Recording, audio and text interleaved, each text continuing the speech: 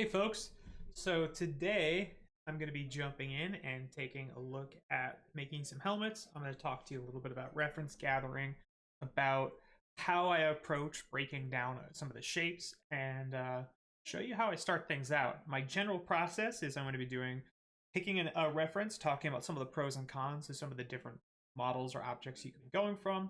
I'll do a breakdown of it, gather some reference, put together a PureRef board for me to use while I'm sculpting, and I'll show you some of the pros and cons of that.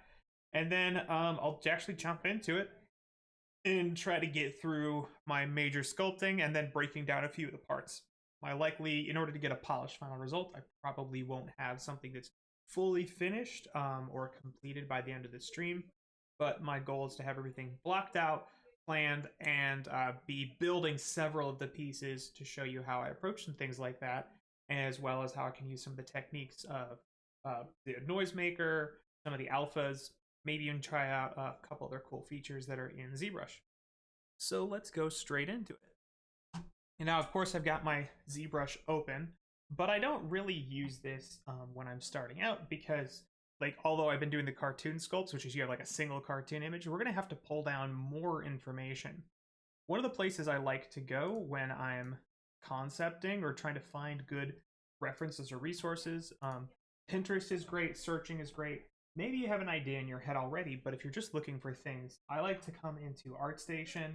I can type in a search result. In this case, I can say helmet, and I like to go by medium and look for digital 2D.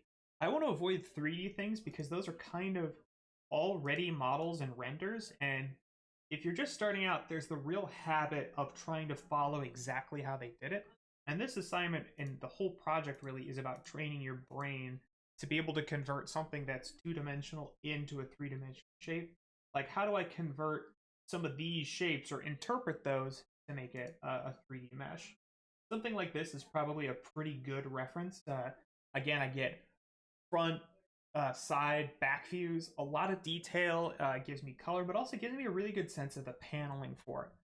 But it still gives me some room for interpretation or to give me some flexibility on it. Now, I look through a lot of the things that for doing this sculpt, and for the next session, I might try to do something a little bit more traditional or medieval.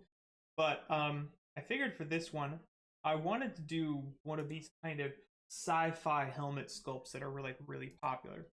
This is a style of sculpting, especially like you see a lot of these helmet designs. If I go especially into 3D, you'll see like a lot of these kind of guys. Like this is Michael Pavlich does a whole series on this, but there's a whole lot of references on especially making this style of helmet inside of ZBrush, and it's a very popular way of working. Usually you start with Dynamesh and you pull things out, and so I want to work with a helmet that's relatively like that, but I also want to show you how you can polish some things. The work I'm going to be basing my work off today is some of Michael Jensen's excellent work that he did for Destiny 2. I really love the heads of the Exo characters, which are, basically some kind of biological robot type thing. But I love the simplicity of the design. I like the seams. It has enough detail and enough to go through without having like a ton of the tiny little greebly detail, which I don't want to sculpt. Usually when I do this kind of stuff, I pick like a Star Wars helmet because they have so many great helmets in there. But this time I'm going to break a little bit from form and use one of these. And so we'll take a look then at some of the ways I can assemble the reference material for this. So the tool I use for reference material is called PureRef. PureRef is maybe one of the most commonly used tools for any 3D artist. Pretty much everyone I know who works in the industry uses PureRef at some point. And you can check out the site, pureref.com. It is free, but they do ask that it's a sort of a shareware or donateware. And I definitely gave them some money because I use this a lot and it's always nice to do. But they maintain it and update it for free, and like everybody uses it. So, throw them a couple bucks if you feel like you can. But it is, accessible. You can choose to just download it without giving them any money at the moment. However, I recommend you do if you end up using it and liking it a lot, because it's just nice to do. They made it for us for free. I've used a lot of reference like kind of tools, and like Quadro was one I used a lot for a while. A lot of people used to just use Photoshop documents where they throw a bunch of images in there, but now PureRef is like the standard that pretty much everyone uses. When you pop it up, you usually get something like this. Right mouse lets me actually control the movement here. So my right mouse does all this. Let's make my input history working. Zooming in and out with my scroll wheel. And then left mouse is like lets me drag and do stuff like that. There's nothing in here at the moment, but this is where PureRef is so cool, is it stays on top of everything. And it makes it pretty easy for me to move stuff into it. So if I, say, take this gallery here, I can also resize this by dragging it out. It's pretty easy for me to just drag and drop images into my PureRef.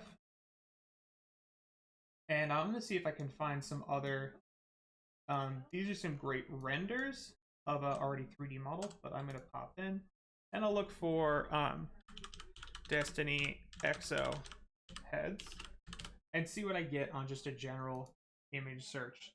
So you can see some reference of maybe some of these designs from some of the different angles being planned or knocked out. Often like concept art is kind of what you want to be working for or looking for.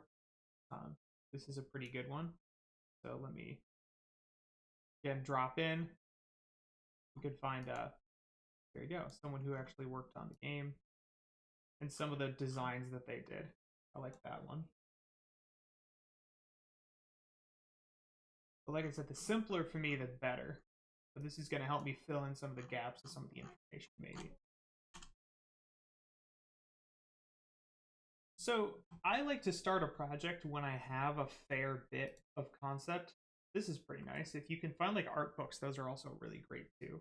Because I like some of these designs in here. So I'm not going to spend a ton of time on the reference gathering, so you're not just watching me gather reference.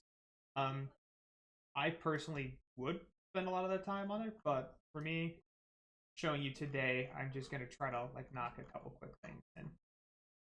I will spend, if I have 5 days to work on a project, I'll spend an entire day on just referencing and testing things out and experimenting, because I think it's really worthwhile.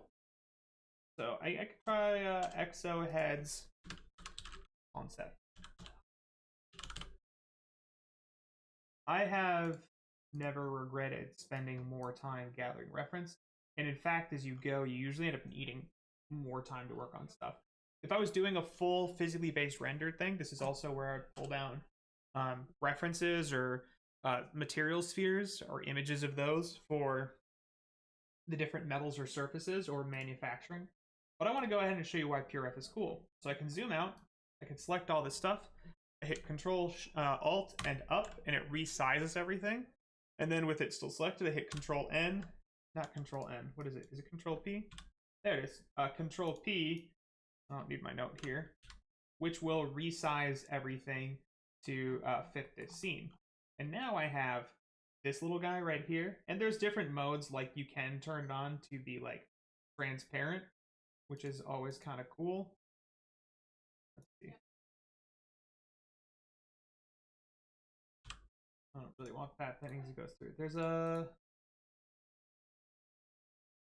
Let me get my PureRef back so I can turn that mode off. There we go. Don't want that one on. There's what is it? Canvas one. Ooh, that's it. Canvas clear. And I'm gonna save this. Let's go to desktop, and I'm gonna name this EXO head. Because this, with another thing that's cool about it, is unlike, like, it's not actually looking for these for other files, it'll save this all as one single image. Like, all the images together are going to be saved as one PureRef file, and that makes it really easy to move to computers. And anytime I want to work with this, I can always just load it back up, and I have the whole thing. Oh, that clears my canvas. That's why. I'm looking for, there's a way of doing this where I make it transparent, the background. Overlay? Yeah, it doesn't quite give me as much controls I want. I'm just going to go ahead and use it how I usually use it, which is something like this, kind of stuck in the corner. Again, right mouse moving it, middle mouse helps me navigate it, and that's just going to give me the ability to pop around and look at this from a couple different angles without getting into my way.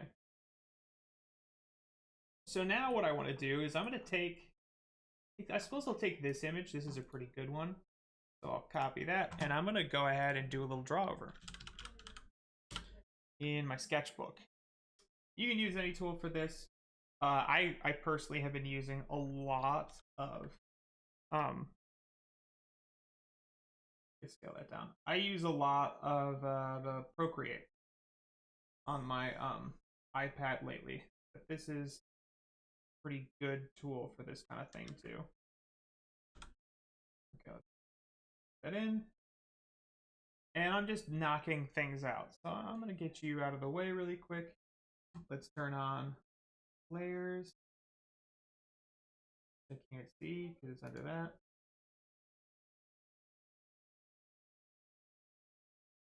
Sorry, everybody. I'm hitting like so many buttons by accident because everything's in my way. So I'm going to take you, I'm going to lock you, put in a new layer. And then I'm going to just push this out of the way for a second. So now I'm in a position. Let me slide my cam over a little bit. So now I'm here and I'm trying to figure out how I want to do my draw over. So I'm going to go pretty small with this. The brush I choose here doesn't really matter. Get something nice. In this case, I'll do like this nice orangey kind of color.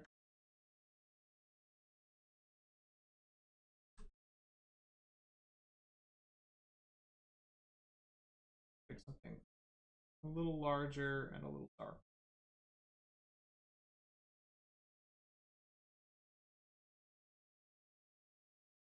Getting a bit of that tap delay. Not a fan of that. So what I'm looking for all the pieces. Now, of course, I'm thinking about the helmet, and this is my overall profile of the whole shape. In fact, this little scoop out here is a really important shape for what I'm trying to do. So I want to make sure in my first pass, I get this whole shape. This is kind of my primary. Then I need to start worrying about, with my secondary, some of these other breakdowns, areas of low and high detail. So these are some of the big panel shapes that I'm going to be worried about when I get into my next stage. And then when I get down to like the lowest level, down to like a tertiary, that's when I'm starting to think about like tiny little panels and details and things like that. Those are the little things that are going to do probably with alphas or other techniques that'll make it look really cool. I'm going to go ahead and I'm going to get rid of you.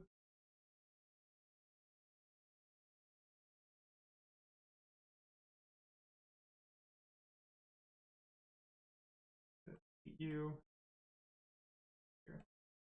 So I want to show you all the parts that I would be making this out of, and I'm going to keep things in symmetry so that I don't think about it that way. So I have this panel right here is going to be one whole piece. This panel right here will be a separate piece, and I'm trying to keep these separate because it's going to help me control some of these curves a little bit better, especially some of the really crazy shapes. Now this one right here, this whole area here, all the way along, is one big panel. And I think it's interesting, that's one of the reasons I like design so much, is little details like this sort of help simulate the area under your eyelid, which is really cool. So even in this white part of the helmet, which feels kind of more or less like a monolith of like one single piece, we can see how many different parts are there. I don't have a lot of information on what's in the back, but I'll have to kind of guess that myself, I suppose. I continue to go around thinking about this whole thing will be one piece and the rest of this will get carved out of it. Looks like they got a piece here. You can think of this as just like kind of highlighting to help me figure out where things are.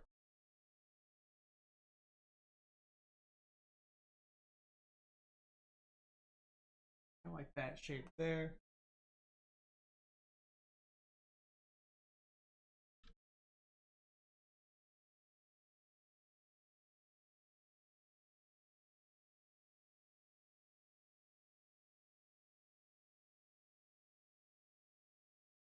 That one here. And then I'm going to get this guy, this piece right here. And one more piece right up under the nose. So I have quite a few pieces in here. I'm kind of counting 1, 2, 3. I'm seeing about 17, probably more than that, that I'll have to make smaller little parts or pieces.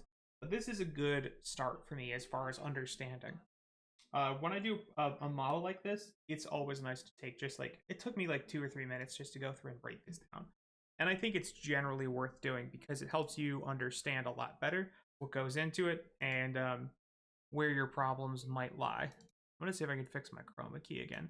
I swear the lighting in here always changes so much, so I always need to go back in and make so many tiny adjustments to my chroma key. So apologies for that.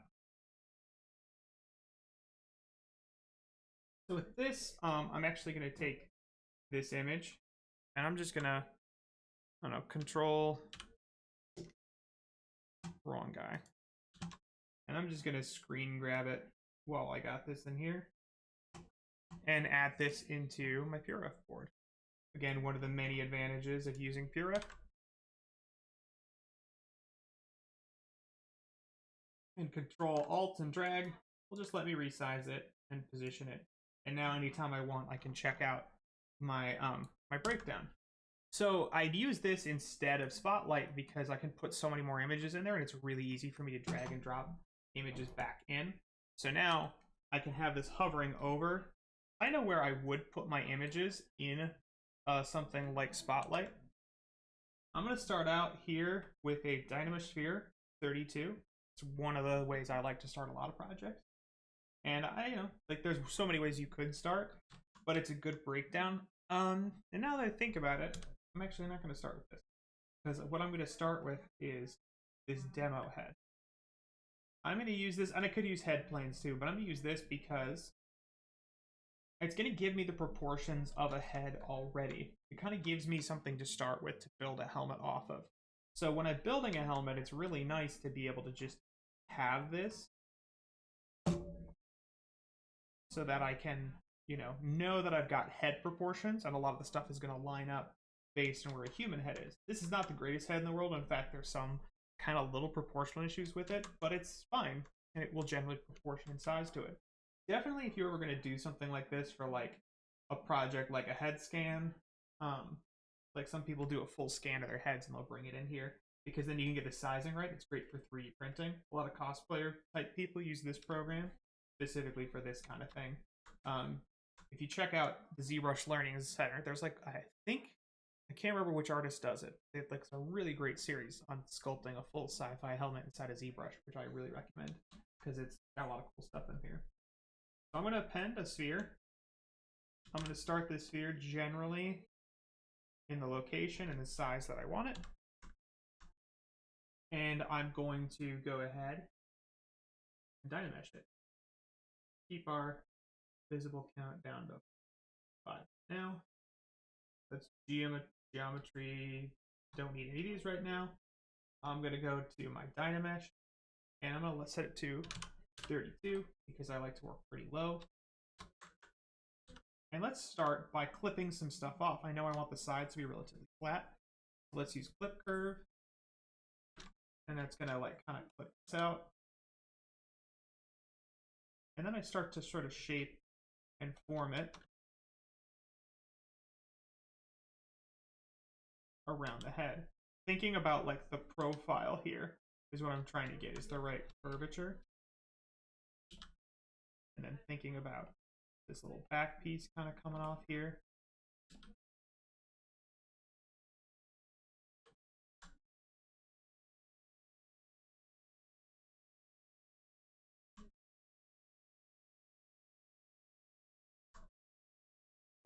again, you can see just like super, super rough at this stage. Thinking about it from a couple of these kind of core angles. And the proportions of this head is it's supposed to look like a robot's version of a full human head. So that makes it a little bit easier to work with. In terms of that makes it a little easier to think about some of the proportions for this character. So I kind of have the separate paneling, but like I said, I'm thinking about it all as one big shape right now.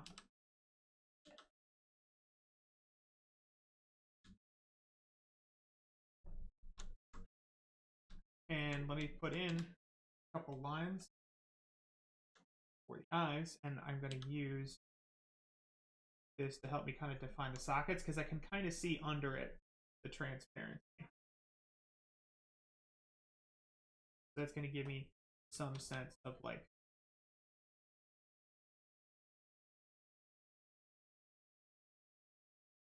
where that is. Again, working really low as I frankly can get away with. Now I feel like I'm ready to go up to 64. So I mentioned this to someone else before, but like it's not jumping up at all. You can see it's not increasing size at all. It's because nothing's changed between now and the last time I dynameshed it. So if I move it even just a smidge, now it's going to re-up my resolution. And now I have something a little higher to work with. So now I'm going to start to think about some of the big shapes that are popping off here. So I can kind of look at and brushing across really lightly because at this resolution, a little goes a very long way. I'm just trying to think about some of the core, the big shapes with it. So trying to separate a top from a bottom, trying to get some definition for like a socket. You know, maybe carve away a little bit back here. But I'm still probably too low to really go with anything too severe, but I do want to help kind of get this idea in, and this is where a tool I like for this is the clay tubes is really nice because it actually builds up nice flat surfaces. Clay tubes is really nice for building up panels and things because you can really get the idea across with a lot of it. I can kind of trim dynamic that up. But I think, again, I'm going to go up to 128 now. 128 is probably a resolution I'm going to work in for a while. So I kind of like do a little smooth pass on everything before I kind of approach the stage. And this is because it's going to let me move like a lot of these. I don't like it, just helps me soften things up and I can still see what I was trying to do. So I'm getting some definition right now of the ear, but I don't want to make anything too sharp or too hard right now. I'm just trying to lay in like largely almost like reference lines for things. So right now in perspective, if you switch to orthographic, it kind of lies to you. See, none of my images are in orthographic. I usually use orthographic for when I'm doing hard surface work and I know things should line up with each other. But when I'm trying to sculpt something, in this case, even though it is a hard surface object like this kind of helmet, I'm thinking about it like I'm doing a likeness. So let me look at it kind of straight on, and whoa, there's a lot more room between the eyes than I initially thought.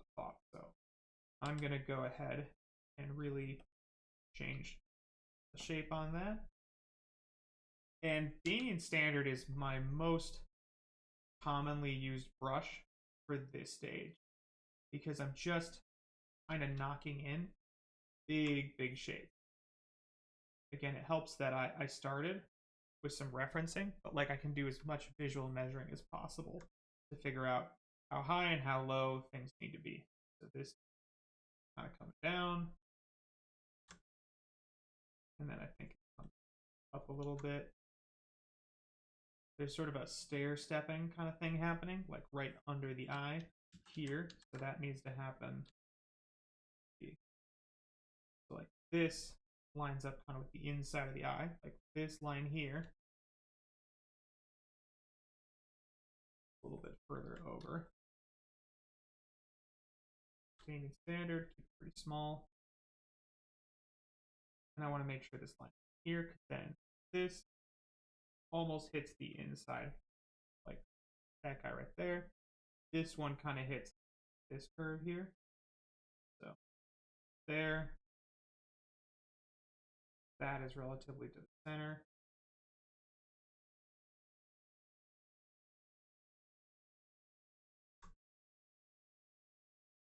Just anything I can do to help me get the sense. Like sometimes you'll see me just kind of like trace a line like this. And it gives me a direction to how something's going.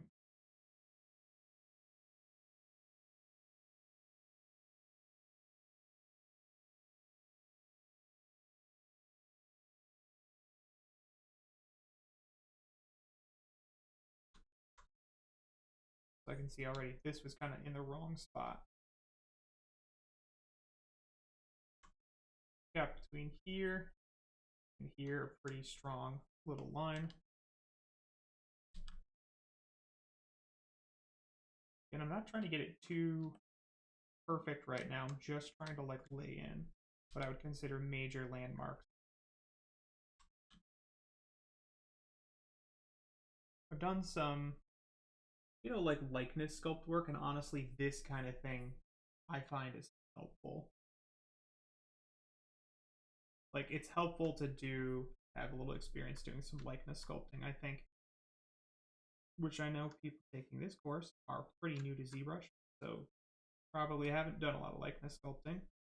Maybe in a traditional art class, but I'm guessing most of you haven't.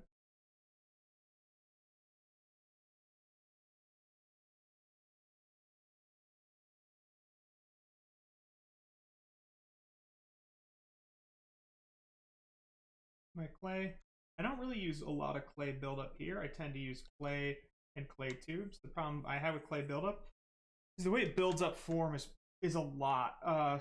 So this is actually a good time to go to your enable customize and think about putting that clay tube down in the list here, because I'm going to use it quite a lot. It's just nice to help build up and then polish down some stuff. But it's also, clay tubes is nice for cutting, kind of cutting some stuff away to help me make my panels.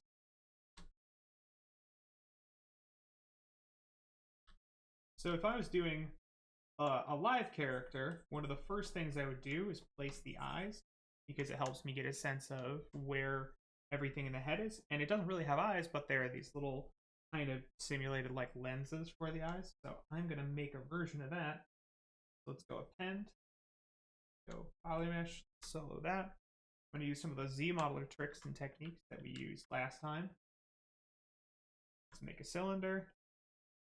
I'm going to give it kind of like this shape. It's not super important. We're just trying to get a sense of the object because we want it to sit in the head.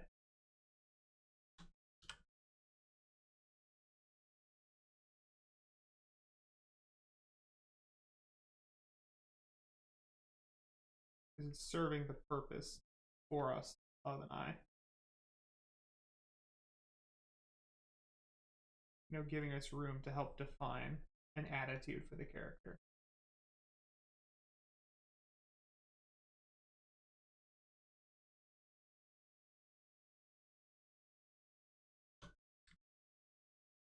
I accidentally hit tab, which if you ever do that, it just hides the rest of the UI. Some people like it because they feel like it helps them focus their work a little bit. I don't use it personally because I like having my stuff available more than I find my UI to be a distraction.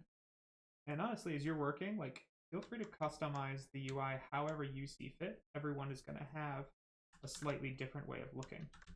So in this case, I want to make a little cut for the bottom of this jaw kind of piece here. And it's interesting because there's sort of two parts from what I can see. This guy kind of comes up and over it. And then I'll use my clay tubes to help build them up a little bit. I can use my polish them back down. Still pretty low resolution, so it's not too hard to just nudge and move things around. I'm going to use my clay tubes now, just kind of cut away the area like under the mask or under this top feature. So I'm going to go up and kind of cut away, helping lift this top part off.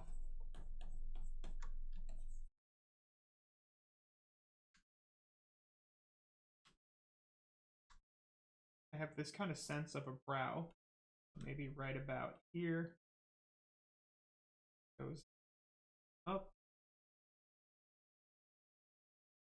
and then it intercepts this kind of angle. Be something a little more like that.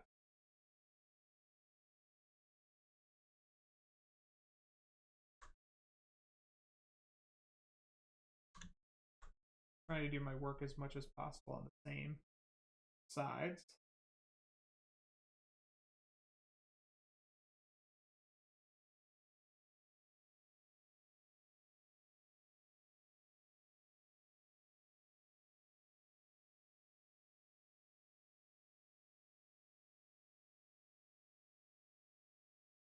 You can see I'm just kind of cutting pieces up right now. Thinking about this, kind of here, down, there's an angle up, and a little piece back there.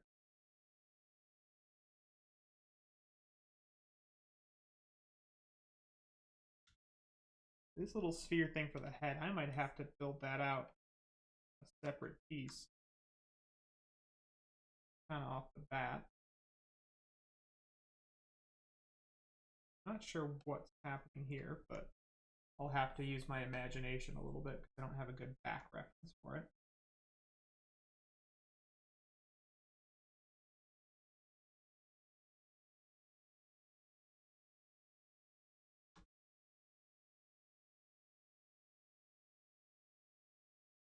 This is a case of it is all one piece, but it's just helping define some of the contours.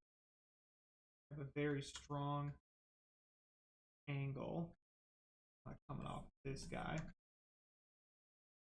that runs along here.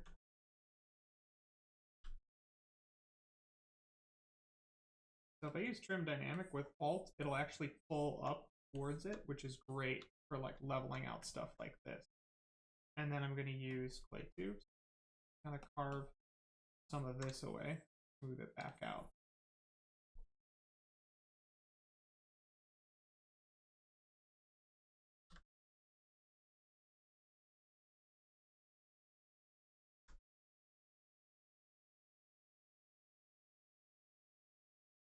So some of these little tinier details are pretty hard to get right now, but this is a good time for me to save because you should be saving your work. I'm going to go exo head underscore. I'm going to say underscore 01 block because this is my initial blocking. Just doing, before I go up to another resolution, doing some quick proportion checks. Definitely think like head needs a little bit more of a doming to it. Eyes are not quite. Scale these eyes down. I'm going to use local symmetry.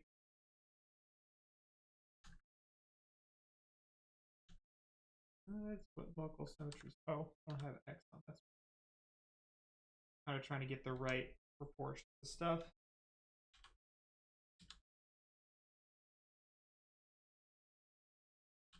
The whole advantage of the approach I'm going to use is it's going to make it easier to go back in and fix stuff later.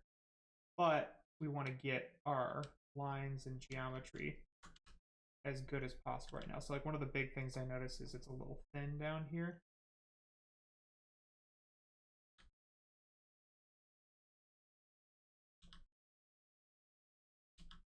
Go like that, and then like that.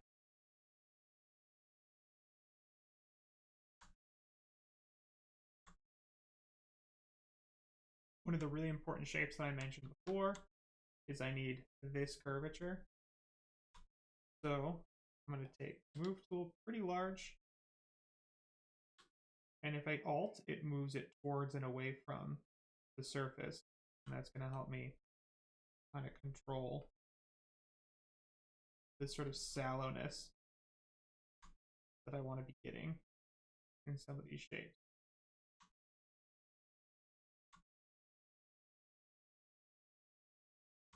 Okay, let's go ahead and up it. The next, of course, is 256, but I'm actually going to go up to something like 400 right now. So, undo that. Because I think 256 is going to be just a little too low for what I want.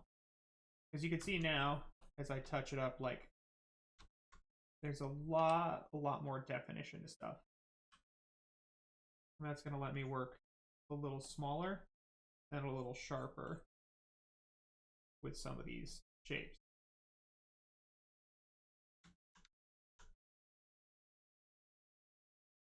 But hopefully not too small and too sharp to make it difficult for me to work with. So now a technique I use when I'm kind of more at this stage is often I'll try to help define the edge by holding Alt with my Damien standard and brushing across. You can see like it lifts it to the surface and makes it easier to kind of control. I do a lot of like light brushing, but of course one of the things you can use, really cool, is the lazy mouse. L is the hotkey for it, but the lazy radius is always set so low, it's practically unusable. And it's just really nice to make straight lines through things. So that's going to help me take these shapes and carve out some straight lines. I'm going to turn it off for now, though. So I want to get, make a little mark.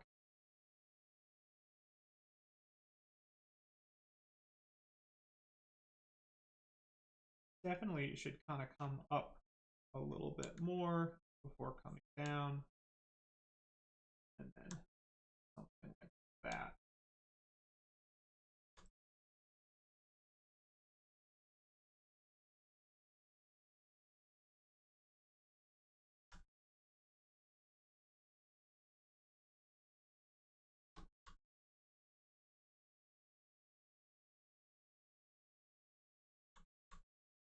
Again, I can still think about this stage almost like I'm sketching, but I'm looking for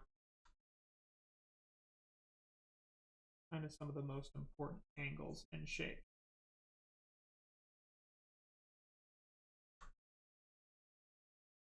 This is all going to be obviously thin because everything under this is going to be its whole own thing. So I'm just using this opportunity.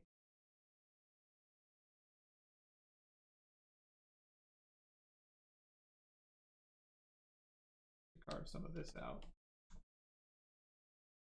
Everything is going to be really lumpy for like a pretty long time in this process.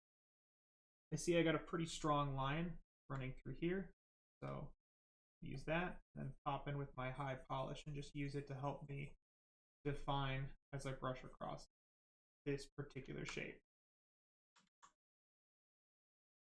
And then I can see it kind of curves into here with that same kind of bit. So I'm going to take my standard, and that means this line kind of comes into here. So I'm looking at like the shape profile I got. It kind of comes up, comes over, and then this really runs a ridge with the eye. That means this needs to come in a lot more, which means I have another bend kind of like right in there. It looks like I gotta, like that all comes in. I'm gonna use my masking to help me do this. I'm gonna mask this area.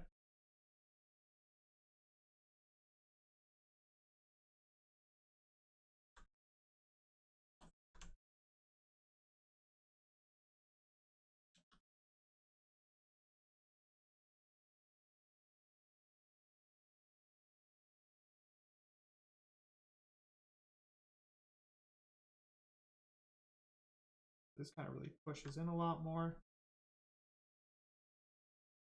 And now I can use the clay tubes here to help push it and define it.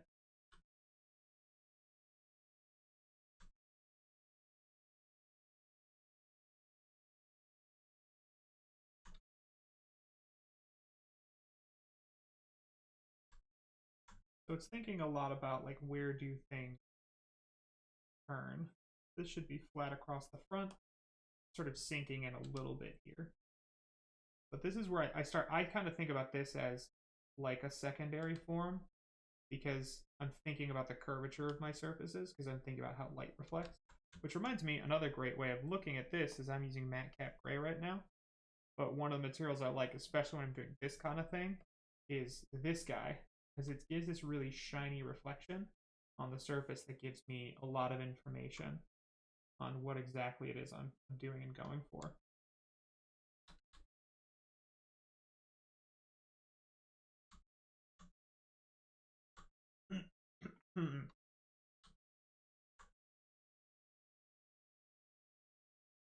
This needs to be in here a little bit more because I kind of got this angle. So this is where the high polish comes in handy, because it's about where it's at. I mean, it's sort of like where the angles are hitting at. And use that Alt with flatten, because it kind of brings everything to the highest level. So I want to make this a plane as much as possible.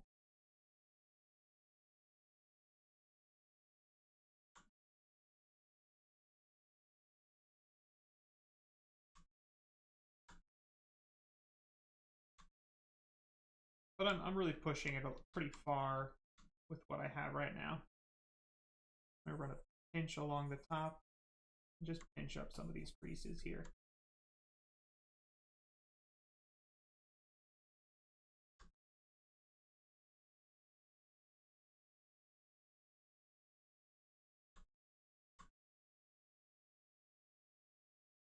Take that Damien standard, and I know on this angle, I call this is going to be 2, and this is going to be, I'll call this panel hat, because I'm just trying to go through and define where the major panels are.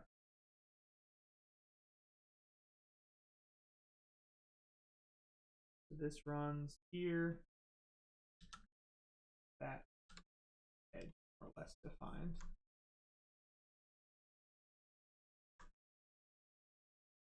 Dynameshing of this stage is kind of dangerous because you can lose a lot of detail really quick, because it'll try to even everything out. So I try to use Dynamesh only if I really, really need to.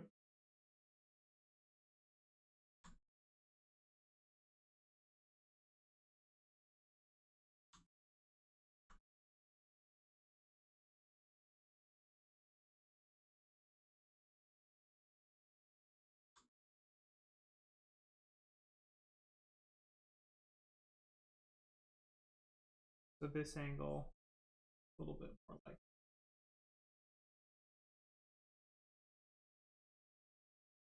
look like I masked something by accident.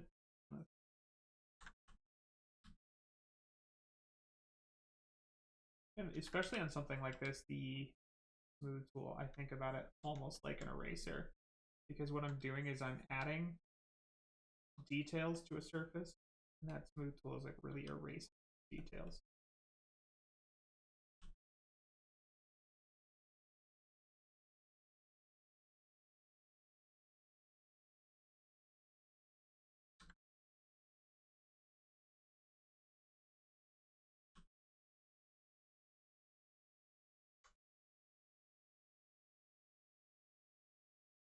Angles of all of these things really matter. So right now, it's way too straight on. It should be a lot more towards here. What's up, Peter?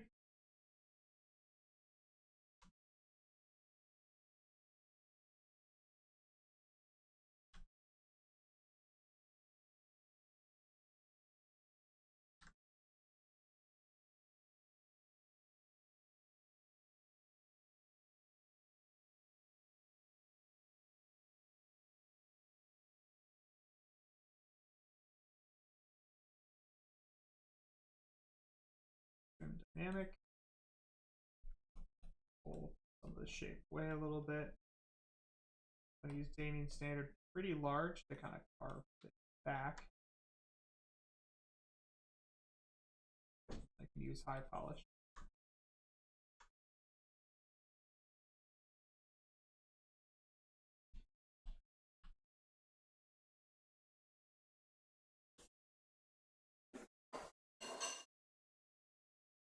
This goes here, this line, this object.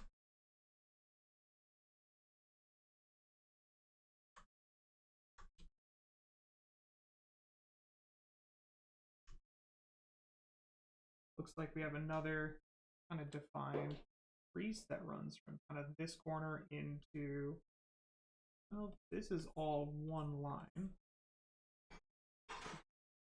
Back. Seems like it kind of intercepts there. I'm going to pull it that way. Use clay tubes to kind of build up shape. Kind of high polish. Kind of dragging across it like so.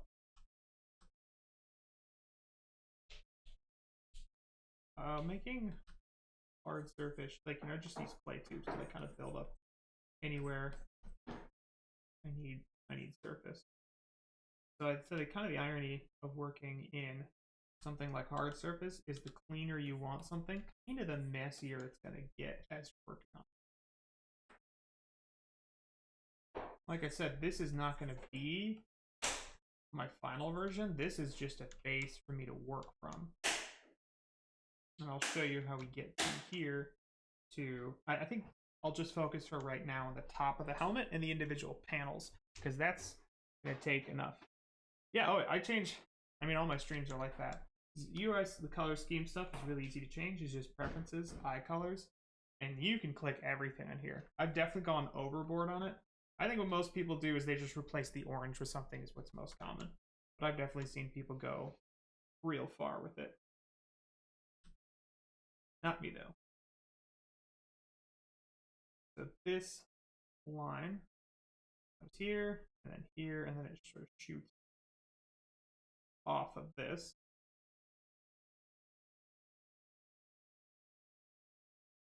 And then up into this corner, which means there's definitely some adjustments I need to make a couple other spots.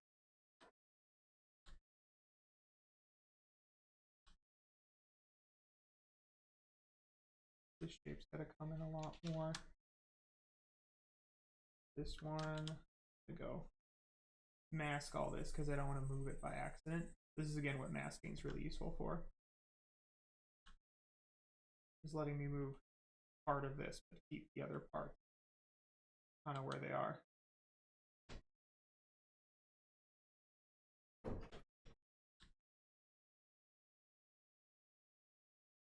And this line actually kind of should shoot and line up with that. So I got to really move you a lot more aggressively forward, because I feel like that should trace right into this as a line. I got to go even further with that. A lot of just paying attention. No is a subject challenging for many.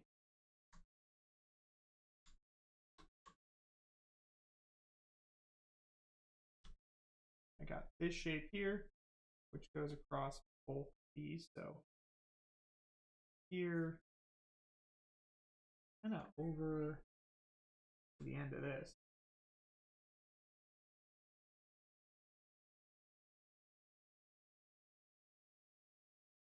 Interesting from the side, I can see like it looks like it just runs straight in.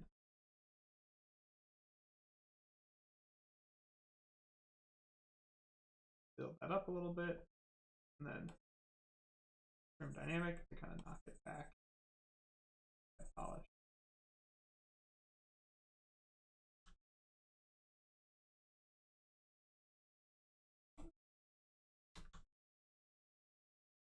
I'm ignoring little details like that for right now. Not really important for what I'm doing.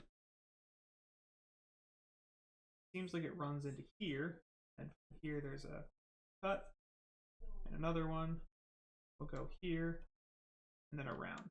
I'm not going to build it like this. This is a simple enough shape that I'm better off doing it as a separate piece of geometry like I did with the eyes. So let's do that. I'll get a lot more control that way.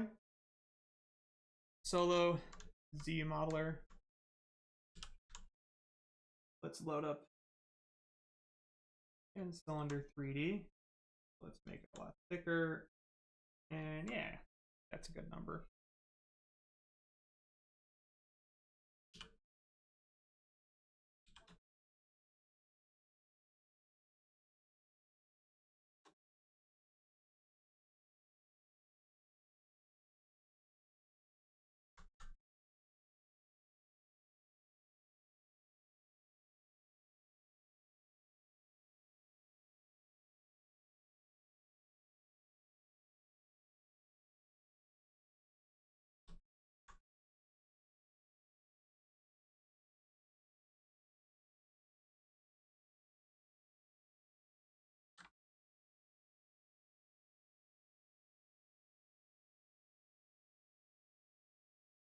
I think like bottom wise it should come to about here. Top wise was a little bit above the eye. Try to see if there's any better. This is a pretty good view. So the kind of bottom of this, top of that. I'm gonna get a sense of scale for the whole thing.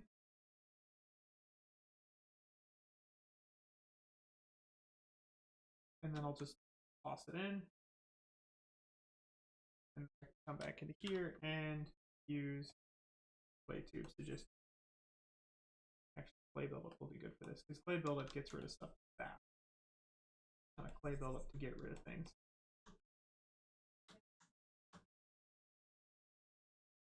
Distance wise though, probably not far enough.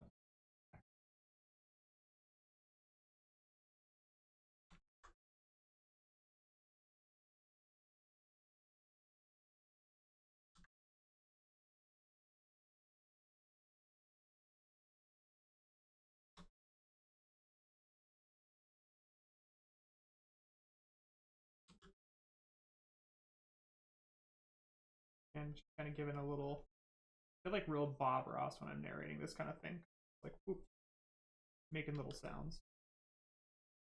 I'm kind of like, something I learned when I was first, like well before I was a 3D artist, I was just drawing and painting, and I really loved, and I still love drawing and painting.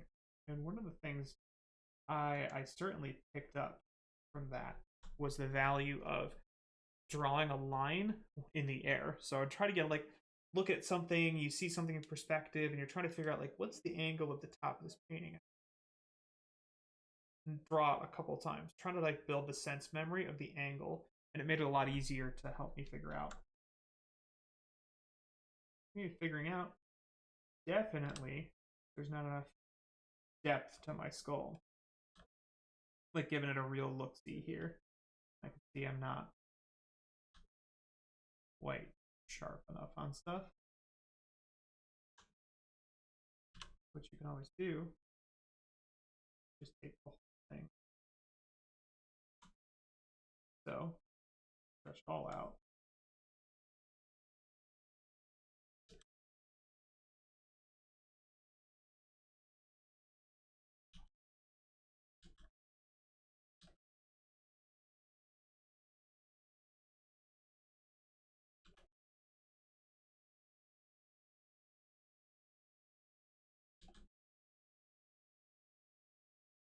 Again, I'm going to be doing a lot of work on lots of these little panels individually. Goals just to give me something so I have enough information to be able to start with.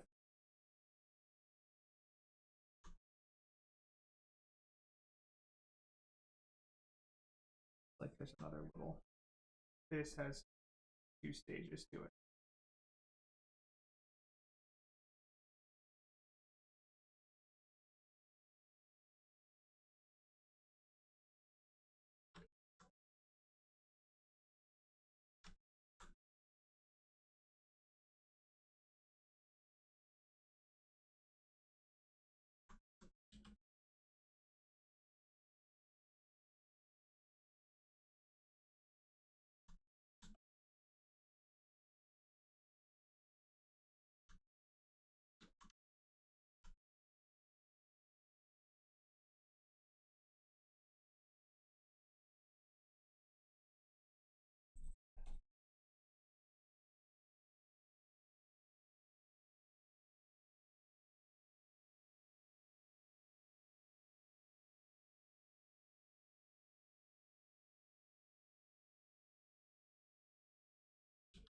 definitely going to focus on top bit. I just want to get a little bit of this down here before I start breaking pieces up top.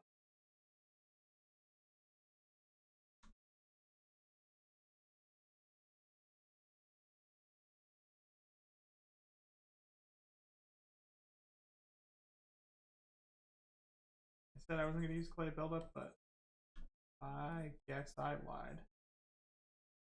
Because it's good at exactly what it sounds like, building things up. Sometimes I can take trim and I kind of like rough it, because this needs to kind of feel like it's curving around. I draw across like that, and then I can come over it, kind of running back and forth like a polish. It kind of gives me that like smoothed over form that would otherwise be really hard for me to get.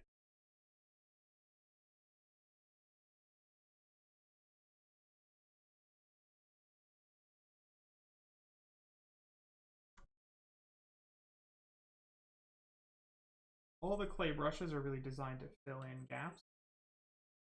That's what they're good at. So if you have a lot of creases and crevices, it's good for that. Like I said, it just builds up form like crazy. So you just got to be careful. That's exactly what they're supposed to do, just build up form really quickly and easy.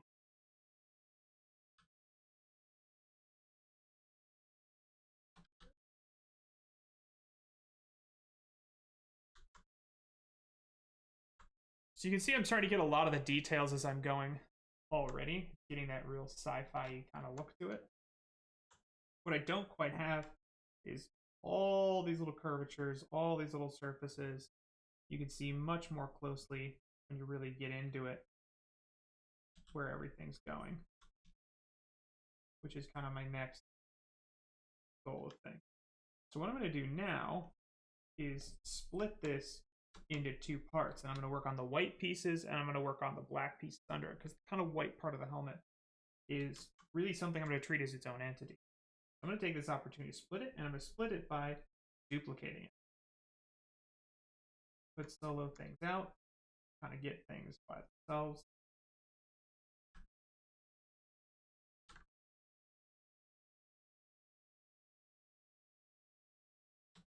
And I'm going to go kind of frame it up. I'm going to use mask. I could use curve, but I think lasso is easier for this. Mask lasso.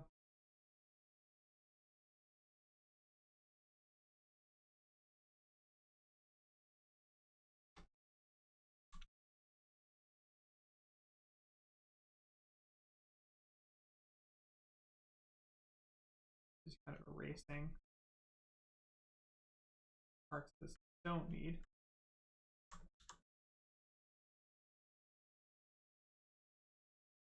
And this I'm going to do in orthographic, because it'll make it easier for me to not accidentally get stuff I don't want. This needs to come out.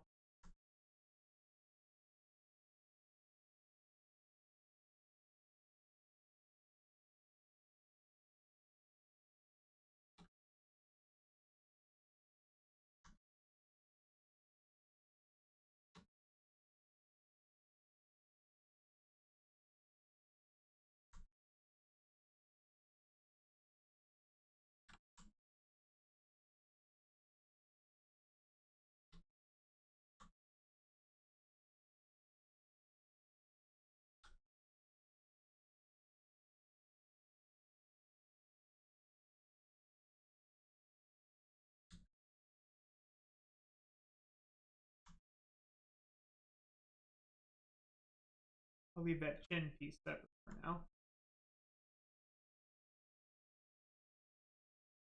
And I'm going to go W.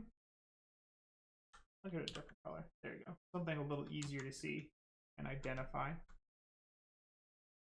And I'm going to hide that guy because that'll just kind of be a backup for me. I already polygrouped this thing, so I'm going to duplicate that as well. So I won't have that one. So if I turn off soloing, I have 2 of them. But what that's going to give me is Control Shift, and I can polygroup hide, and that's going to let me delete hidden. So now I have just this top part, and this is what I'm going to be working on right now. So I'm going to go ahead. Actually, undo that. I'm going to Dynamesh it. Now I'm going to go pretty high with my Dynamesh. Now I'm going to hidden. Because now I have a lot of control. So this is something I can start using like flip curve. Flip curve, great for doing that little double click and like cut away kind of thing. Helps me get some really sharp lines on stuff.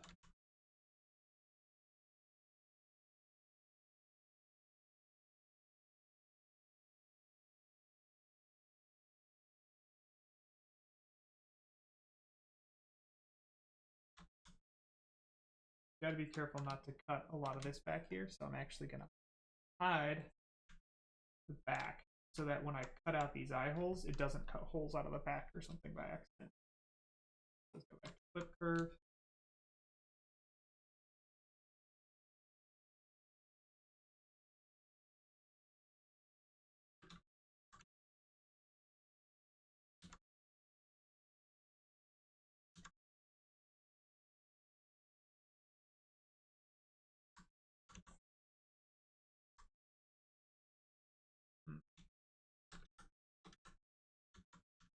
Yes.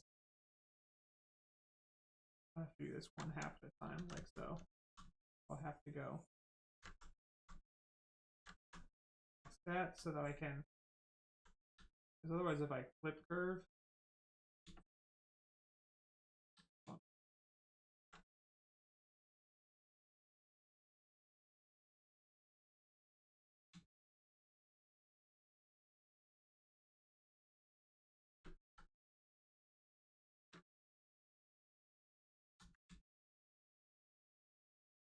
just trying to do my best to get these pieces straight.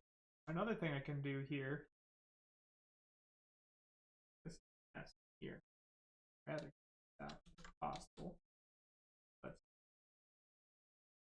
that, go to the bottom angle, go here.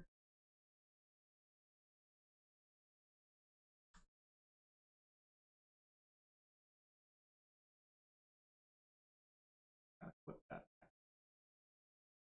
So I can take all this and come down to my deformation. And I can polish by groups, which is going to largely keep the surface alone, but it's going to really smooth this up. I'm going to leave this little circle like so. Do a couple other flips through here. We can start thinking about this in terms of its separate pieces. And I actually, now that I'm looking at it, also split this off.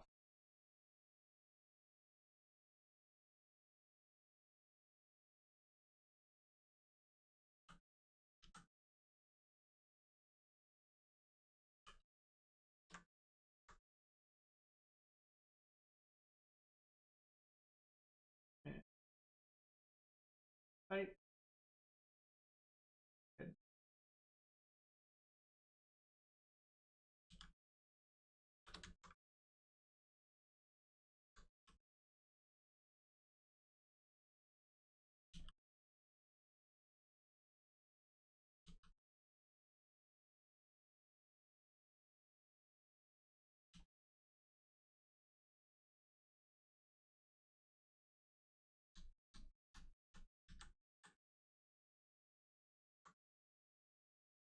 Just get a couple of these shapes a little closer to the way I want them. Edges, polish these guys.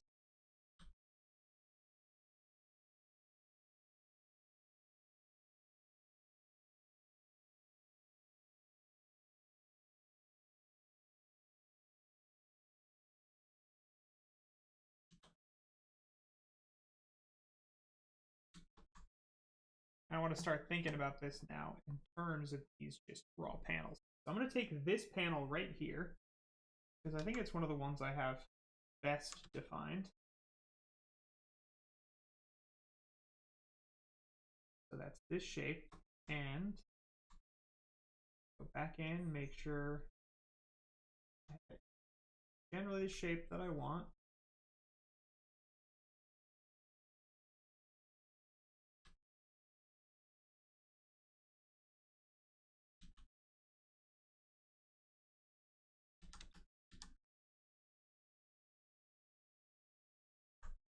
So I'm going to start with this one piece, and you can see my technique for doing some panels in here.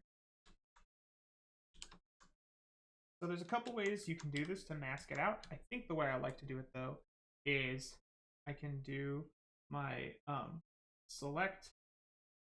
I guess I can do it a mask lasso. Let's do it with a couple things. I'm going to start with my select lasso, because I'm just going to take this and say I only want to look at this general region.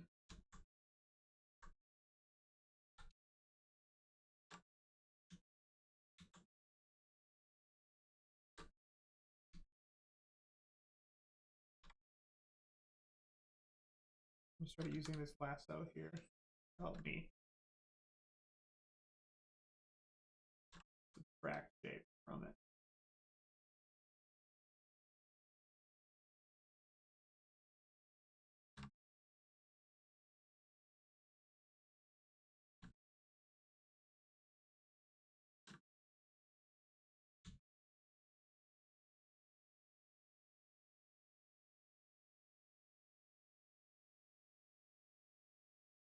So this is the shape I have now. I go W, I can solo this back, bring everything back. This is the shape I have for this piece. So let me show you how I process that into something that's like a final panel for this. So once again, this is the piece. I'm going to split parts off from it. So I can do it a couple ways. I can leave it, I can split it. I think in this case, I'm actually going to go do a split in here, and I'm going to do a group split. So now I have just this piece. With just this piece selected, we can see I've got plenty of surface and detail and all that. I'm going to do a polish by groups, which just sort of sharpens up these edges. I can also do polish crisp edges, works pretty well. And something else you might want to try if you really want to help get it a little bit more defined is like a clay polish. You can see kind of sharpen some things up, but I don't want to do that because you can see every time I do that it gets a little shrunk. I don't really want it to shrink that much. Ooh, and I get an opportunity too to get rid of this little guy.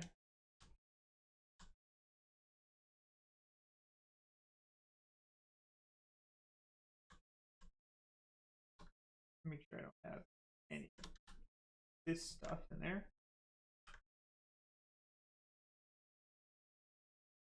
So I can now geometry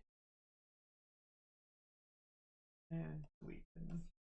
And then I can do that polish. Because I want a nice sharp edge running along. Ideally, I want this to be a nice line here.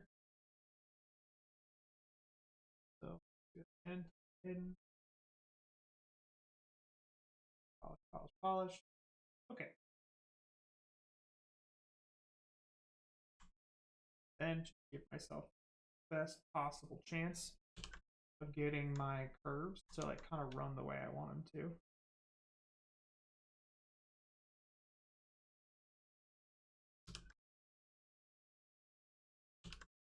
Kind of make different polygroups where I know I want like there to be a line to run. Because now I can go to my ZRemesher, my favorite tool ever. I'm gonna leave it at something I like, pretty high to start with, and I'm gonna do keep groups, not freeze groups, because that will help me keep a line, like an edge loop that runs along those edges. That it did not like. Figure out what's going on there.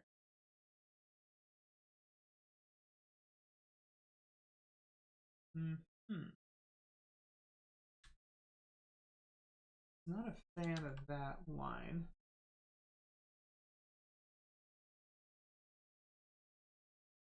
I think what I might try then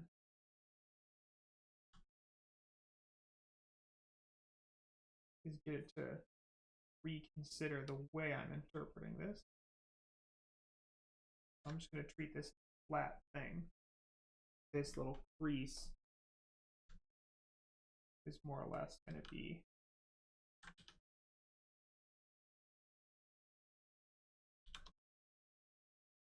like, I'll have to think about it a little bit more like a plane.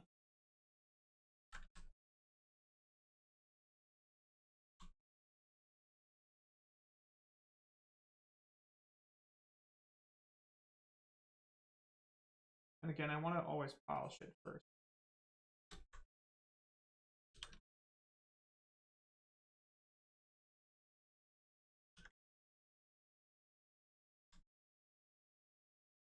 This one, I'll just try to get it to run off like that. Let's see how this is going to work.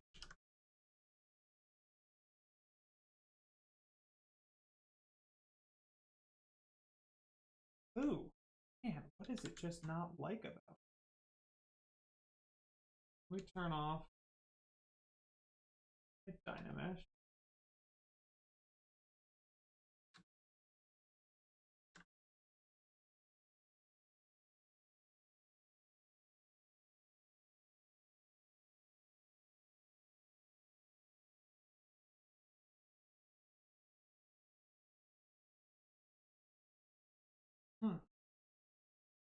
I'm gonna try my legacy Dynamesh instead, see if that works better. Wow, that whole shape is just not liking it. Alright, I'm gonna turn off keep groups. Yeah, okay, keep groups is working better.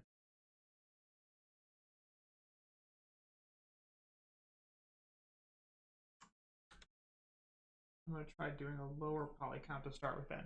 Usually I like to keep the group so it keeps a line and then I lower its resolution. Because I'll like hit half and I'll just keep hitting it.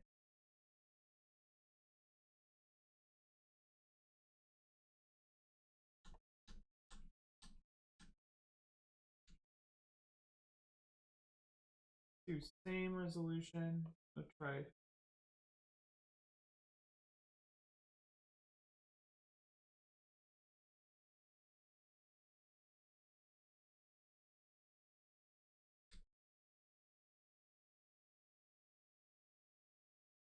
And for the life of me, figure out why it hates this. So I'm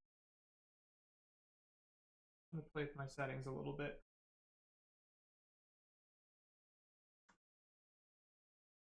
This comes through fine. That guy's still a problem.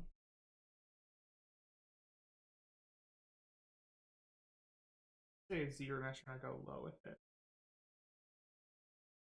Man, I cannot work my head around why that's being such a problem.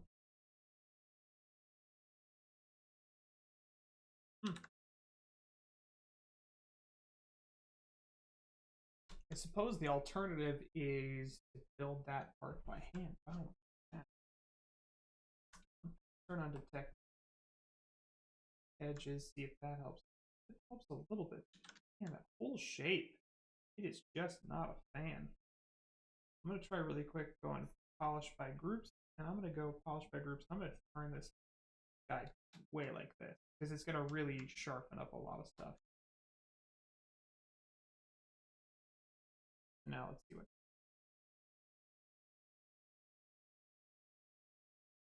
Still just like goes crazy there.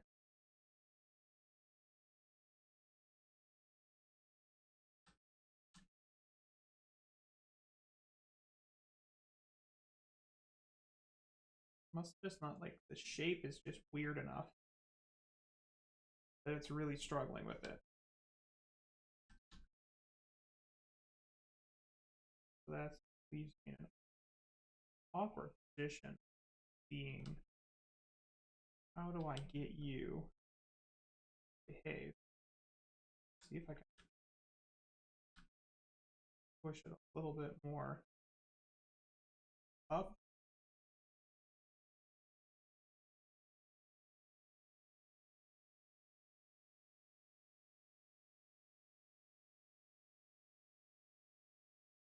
The wildest thing. Usually, like this does a pretty good job of managing it, but for the life of me, I guess I can show you with this piece the way of doing it by hand, which is not what I prefer to do if avoidable. I want to see, because what's crazy about this is even if I go really high with my ZBrush, like usually that's more than enough, it struggles to do that shape. Something weird about that.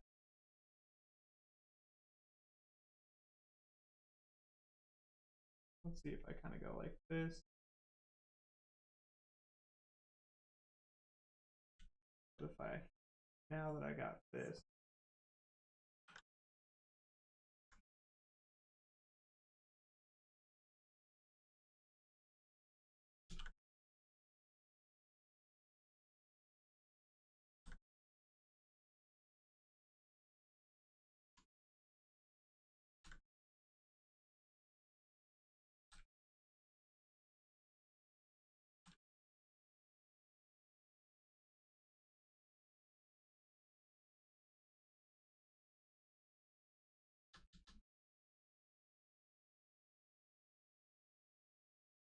just wow.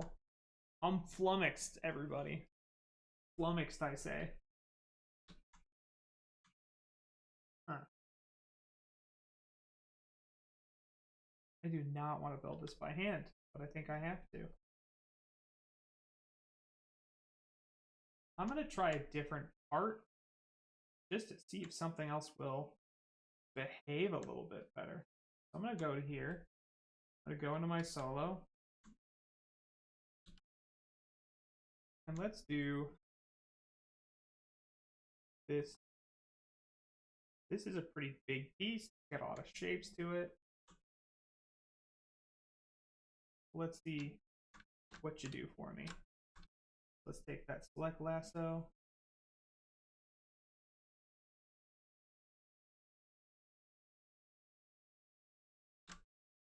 Start with this shape. Just kind of get extra little bits.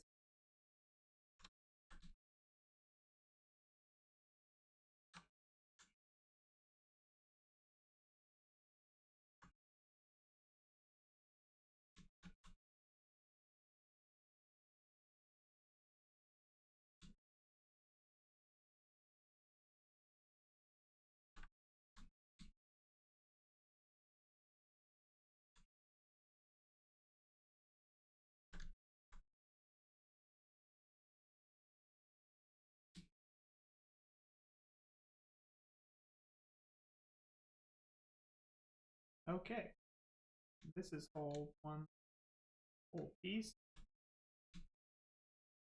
Let's see how you behave.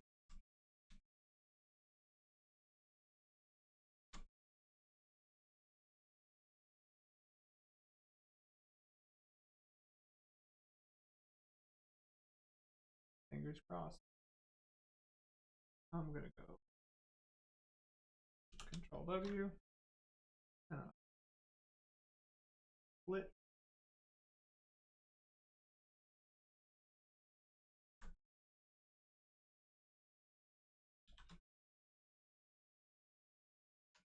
Just look at this.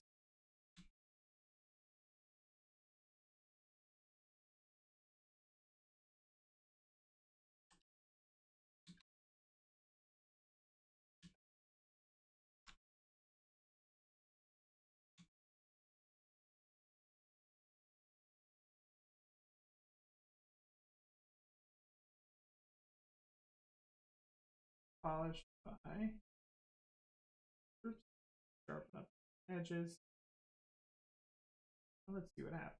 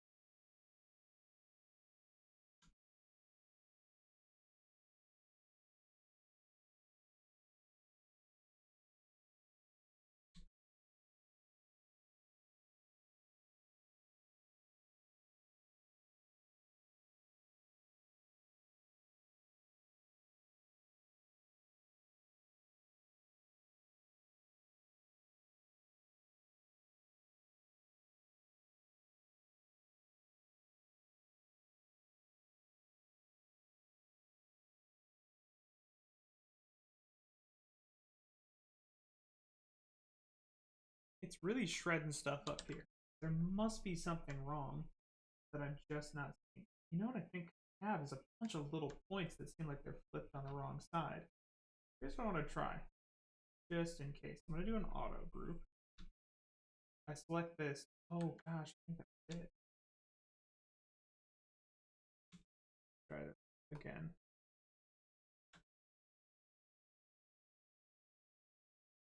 So auto group, I'm going to click this. I'm going to try this. Delete hidden, because I just basically did that to get rid of anything that wasn't part of this group, because that could have been it. Does not contain polygons in major symmetric side.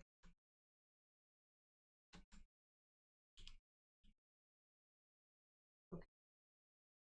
I'm not going to do it in symmetry. Okay, that is much more what I'm expecting. Let's see what happens now if I reintroduce some of the edge loop stuff that I wanted to do.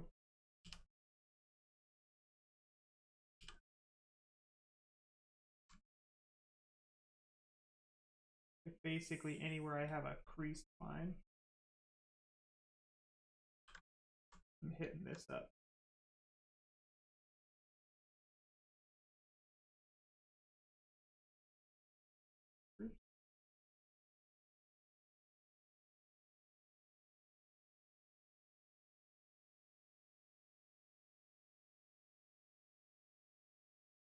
Better. There's some weird stuff going on in here, though.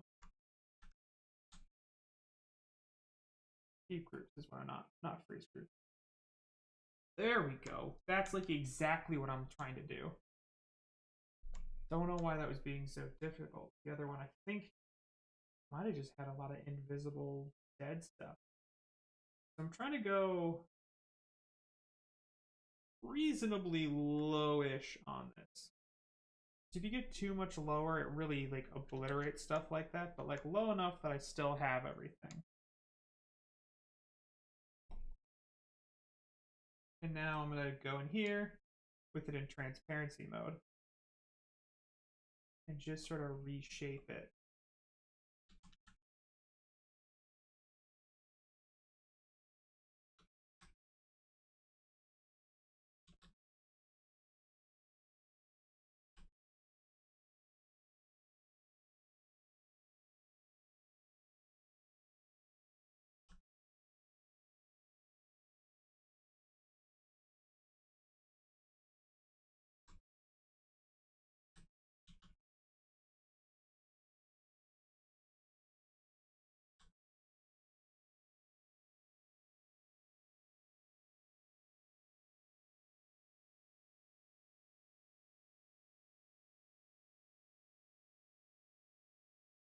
Now that I have fewer polys to work with, helps me kind of keep some of those edges.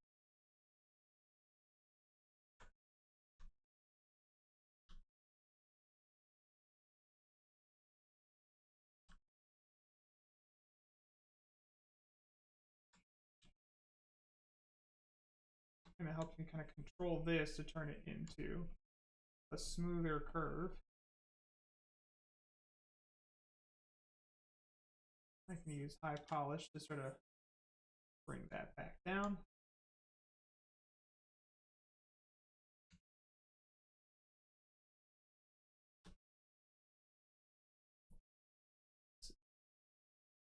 Make a mirror version of it.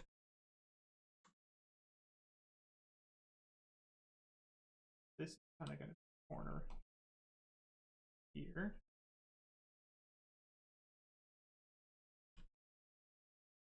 And that line goes straight through this.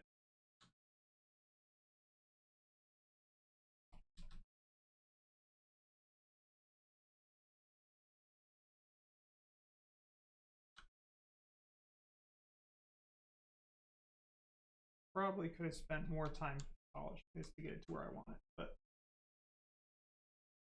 as it is, I'm going to crease by polygroups.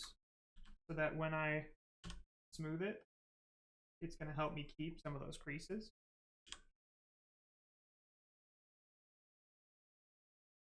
And now I'm going to take my Z modeler and I'm going to say QMush Island is everything.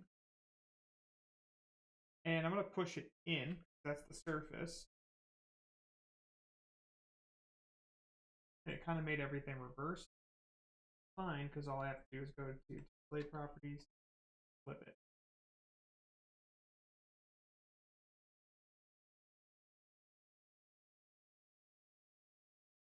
Now let's try grouping by normal.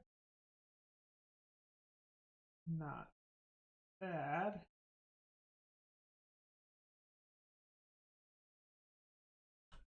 Because I'm going to use this to help me define a lot of these creases and stuff.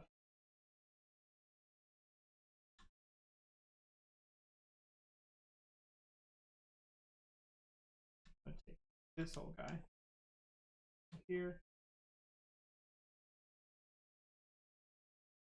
I can take the Z modeler, set you to polygroup.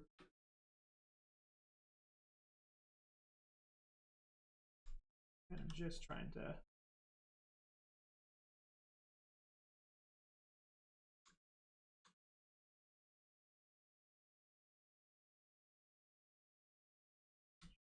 pick you. See the same polygroup. You to have a new one. Polygroups.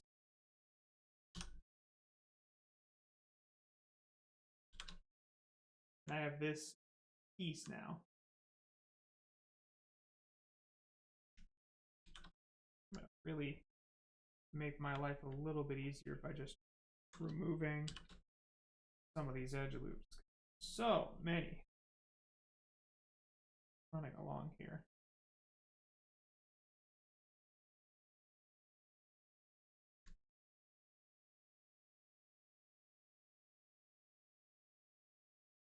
You can see that density of edge loops that run along this. I'm like, man, I don't think any of those edge loops are doing a lot for me. I could say the same of these, but it's all too densely packed in here. And ZBrush likes to do those kind of shapes. I wish it wouldn't, but you know, as they say, there you are.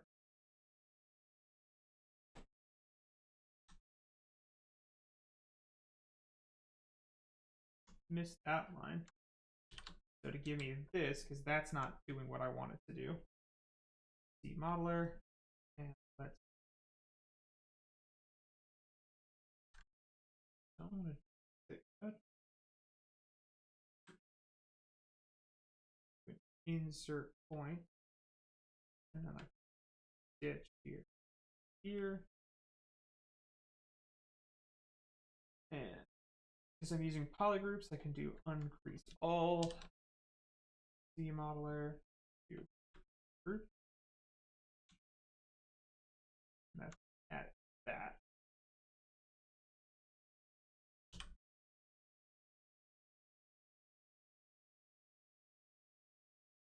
But now I'm like controlling way fewer groups. Get my final shape.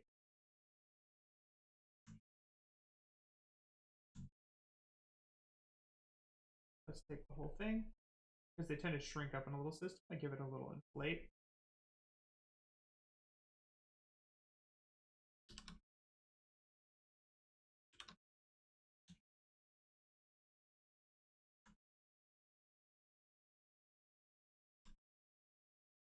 I think I need a crease back here somewhere too.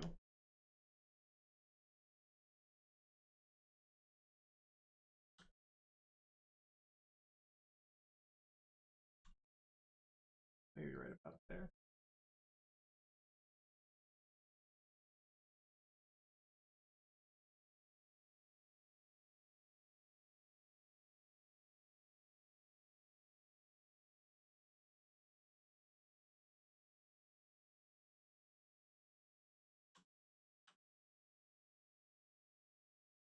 I know it sure seems like a lot for a little.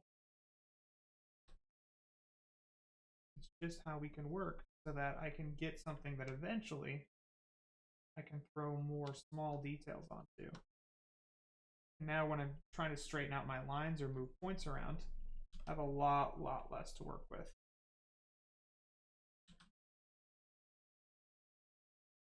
Another thing I can do when I'm working at this stage is going to brush. Let's turn on customize because I want to pull this down. Get this guy out of the way. And I'm going to go to brush, auto masking, and I'm going to do this mask by polygroup. I can wedge this somewhere. I don't really have a lot of room for it right now. I'll pull out Snake Hook because I don't need it right now. And so what this is going to let me do is when it's off, we can see a brush goes across everything. When it's on, it's going to only let me do it per polygroup. So it's going to let me flatten on just one thing at a time.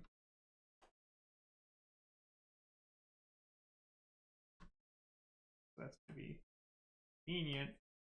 Some of these kind of like control things. Because then I can like flatten per polygroup.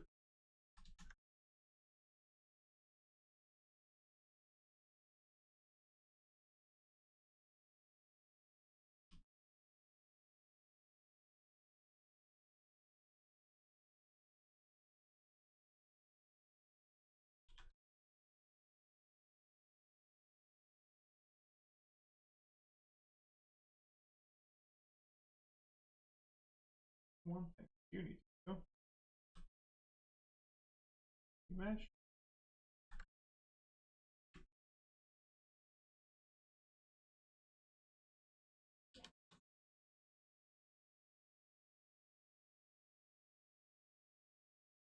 Group.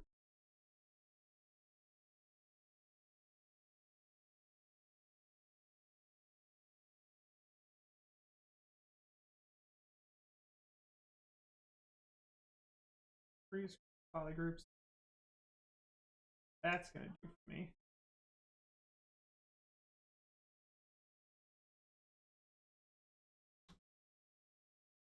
Need that little guy.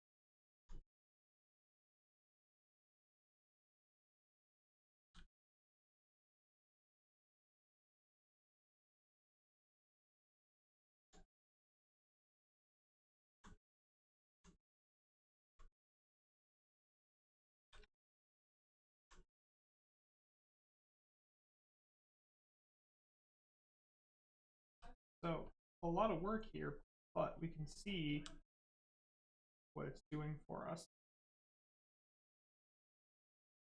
Really giving me something that I'm able to push and pull the points around on.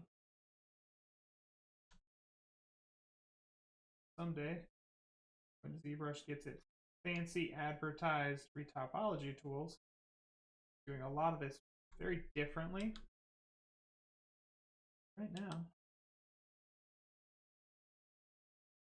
this is the business, and we can see I now have like this clean working with kind of model.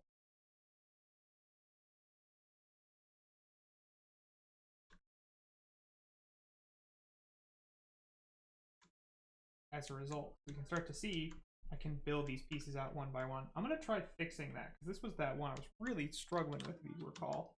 And what I'm going to do, auto group, kind of grab everything.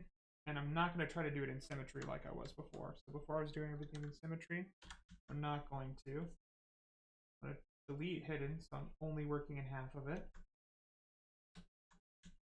I want to see if I can get it to do the paneling thing that I was trying to do with it.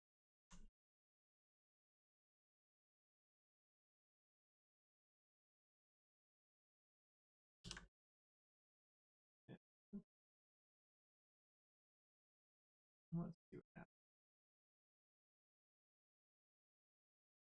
Keep group. Yeah. Okay.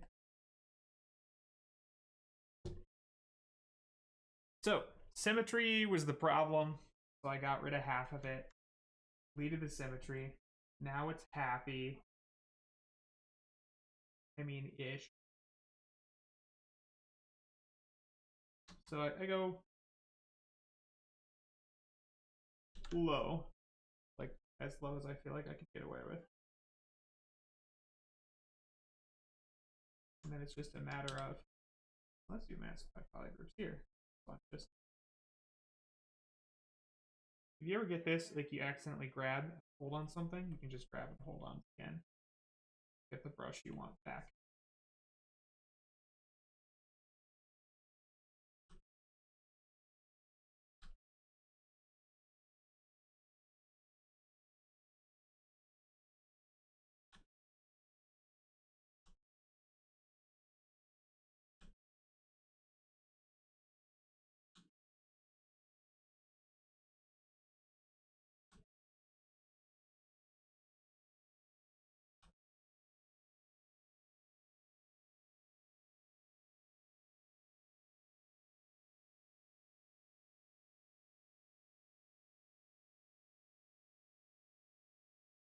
This one went a lot better. Do that Z modeler, Q mesh, island. Push all back. And actually that flip, there's a flip in here too, so I can do flip places, island as well. I'm gonna do the same thing basically. And then it's just a matter of telling it to do what I want it to do. These. Let's go real quick. Modeler, Q mesh, single poly, because I want this to be this little guy, helping define that turn. Poly group. Hit shift to sample, shift sample. Then I adjust these. Take all of these in normal. See how we did. Not too shabby. I do want to make sure I keep creases though. Some of these.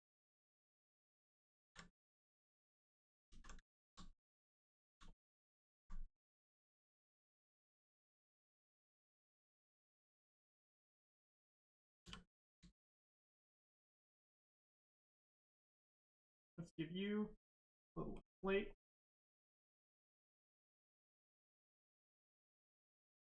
And let's try polish by groups actually doesn't produce too bad a result too if you want to give it a shot with this technique.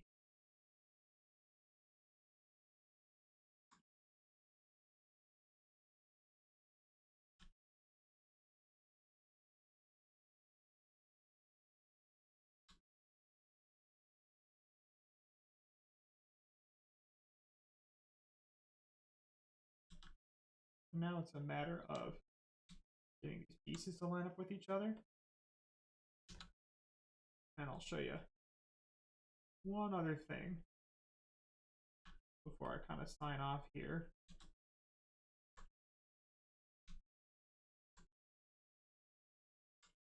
Ooh, what I did forget.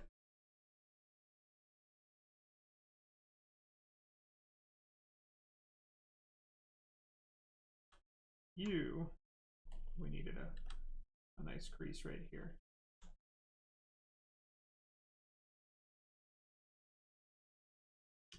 There we go. Now I was doing that crease by groups.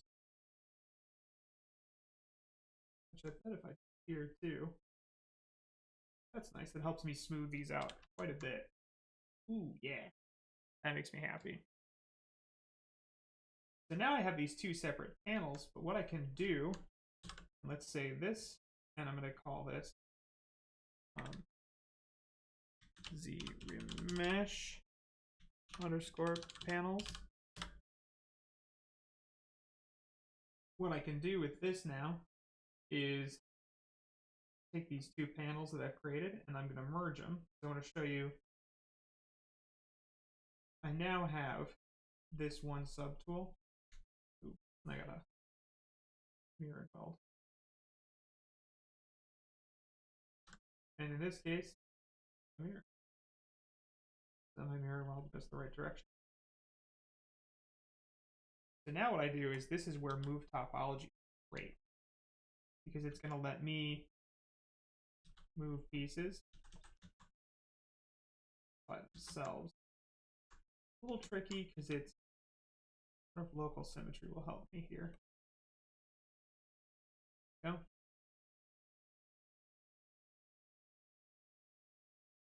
I can kind of push and pull both of them.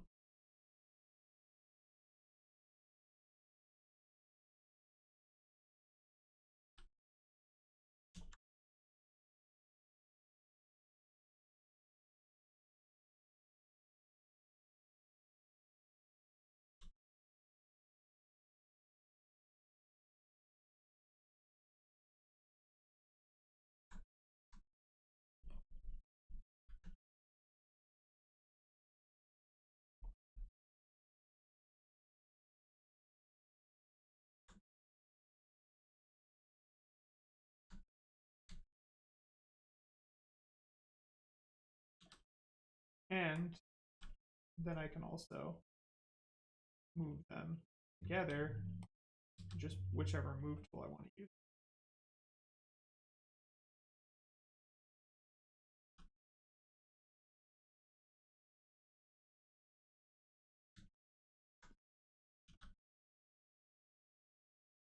As you can see, these are really complex, like lots of curves, but by paying attention to the shapes I'm trying to make and making some pretty smart choices about where my creases are going, I didn't have to get that deep. I probably could have made this easier on myself by going another division level down into the sculpting or working it a little bit more with some of the traditional stuff. But I mean, what I have is, you polish by groups. This little arrow makes smaller changes, like it won't move the groups as much. What I really have is something that's very, very workable. And if I really want to bump something out, well, I'm gonna lift it out a little bit, like so, to change some of its profile, and then I can do polish by groups again, and it's gonna help me smooth out that surface. But because I'm doing everything in this kind of sub D mode, it's really gonna help me keep nice, sharp, kind of crisp edges with everything. I need here. Sometimes the back, you lose the plot a little bit, so to speak. But I need to make sure I have another crease right in here that kind of more or less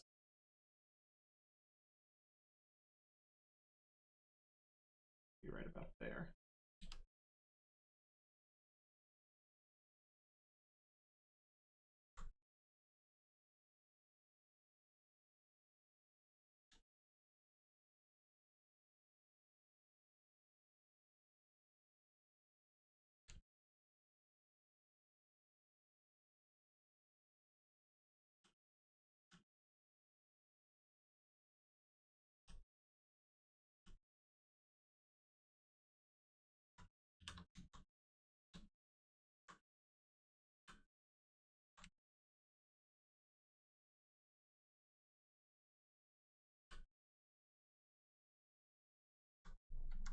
So 2 panels down, 20 more to go. That's the technique. So I guess my tip from this is don't try to use ZRemesher for this in symmetry because it will freak out. So yeah, now I have something, and I can always go to that mask by polygroups, and I can just use stuff like my high polish, even these little things out without affecting some of the other areas. Okay, give it a save because I'm on my ZRemesh panels. I've definitely got more to do, even in just this top helmet piece. I got this piece. This whole helmet piece is kind of one big guy. And it looks like I'm going to need to do some lifting on there. But now I have something that if I want to make some pretty major changes to, it can really affect the shape of and think about how it curves in. So I guess I'll have to, this piece and this piece, I got to make that piece, which should be a pretty simple shape, so that shouldn't be too bad. I could probably even Z model that. I need to get the idea that the inside of this go.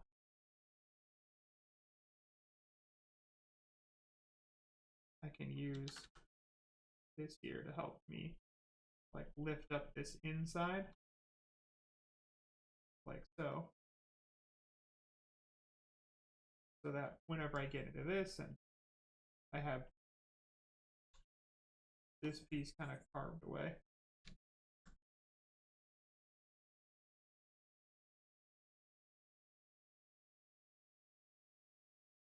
I'll have that under it like so. And then I'll use this piece to help me, you know, more define it.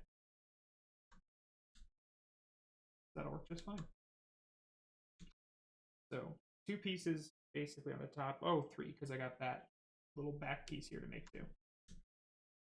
But these were definitely the most 2 kind of complicated ones. And, you know, still need a little bit more work on a couple of these points because I want to maybe sharpen up this little crease in here.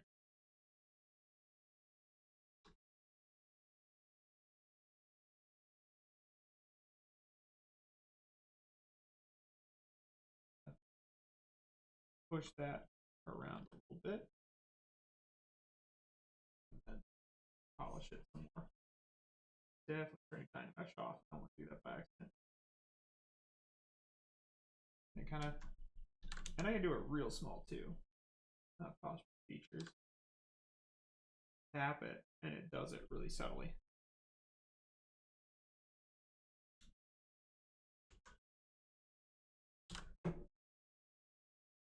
Okay.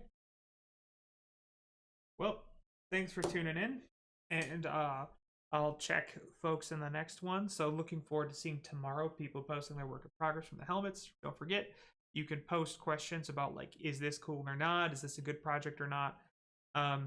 In the Discord. Happy to answer those questions for you. Looking forward to see what everyone comes up with. Thanks for tuning in.